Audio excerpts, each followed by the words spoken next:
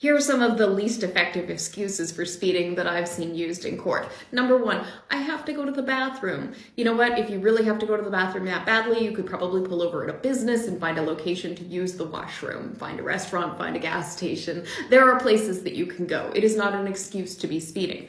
Number two, I'm a doctor and I just got called into work. This never works. It doesn't matter if there's a life-saving organ transplant and there's only 10 minutes left on the viability of the organ, like, every third episode of Grey's Anatomy. The police officer does not care. The court does not care. In fact, there's even a judgment in which this defense was advanced by a doctor who essentially argued necessity, saying that he was necessary to go to the hospital in order to save somebody's life, and so that justified his speeding. And the court found that this does not fall within the definition of a necessity defense. So no, you cannot use the fact that you're a doctor and you're on your way on call into the hospital to get out of a traffic ticket.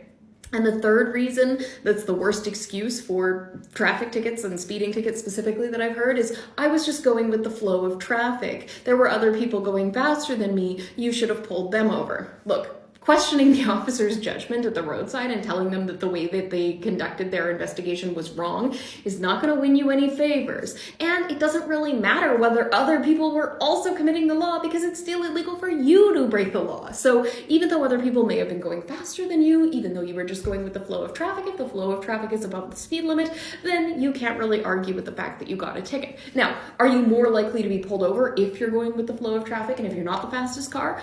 No, but that doesn't justify your speeding if you are nevertheless speeding along with everybody else on the roadway.